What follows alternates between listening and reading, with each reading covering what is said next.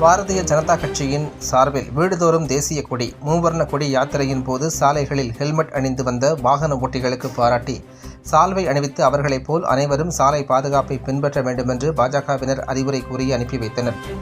தேர்தல் நெருங்கி வரும் நேரத்தில் பாஜகவினரின் புது யுக்தி பொதுமக்களை கவர்ந்து வருகிறது. தமிழகம் முழுவதும் பாரதிய ஜனதா கட்சியின் சார்பில் சுதந்திர தினத்தை முன்னிட்டு வீடுதோறும் தேசிய கொடி மூவர்ண கொடி யாத்திரை நடைபெற்று வருகிறது. இந்த யாத்திரையின் ஒரு பகுதியாக புதுக்கோட்டை கிழக்கு மாவட்ட தலைவர் ஜெகதீசன் அறிவுறுத்தலின்படி ஆலங்குடி நகரில் மாவட்ட செயலாளர் வெற்றி செழியன் தலைமையில் பாஜகவினர் கட்சி கூட்டம் நடத்தி அதன் பிறகு யாத்திரையை தொடங்கினர். இந்த யாத்திரையின் போது ஆலங்குடி வடகாடு முக்கம் பகுதியில் தலைக்கவசம் அணிந்து வந்த வாகன ஓட்டிகளை நிறுத்தி அவர்களை பாராட்டியதோடு அவர்களுக்கு சால்வை அணிவித்து அவர்களை கௌரவப்படுத்தி இதேபோல் தொடர்ச்சியாக சாலை பாதுகாப்பை பின்பற்ற வேண்டுமென்று அவர்களுக்கு வாழ்த்து கூறி அனுப்பி வைத்தனர். தலைக்கவசம் உள்ளிட்ட சாலை விதிகளை பின்பற்றாமல் வந்த வாகன ஓட்டிகளை நிறுத்தி மற்றவர்களைப் போல் நீங்களும் ஹெல்மெட் உள்ளிட்ட சாலை பாதுகாப்பை பின்பற்றி நலமுடன் பணிக்கு சென்று வீடு திரும்ப வேண்டுமென அறிவுரை கூறி அவர்களை அனுப்பி வைத்தனர். பாஜகவினர் செய்த இந்த திடீர் விழிப்புணர்வு நிகழ்ச்சி ஆலங்குடி பகுதி மக்களிடையே ஆச்சரியத்தையும் ஆதரவையும் பெற்றது.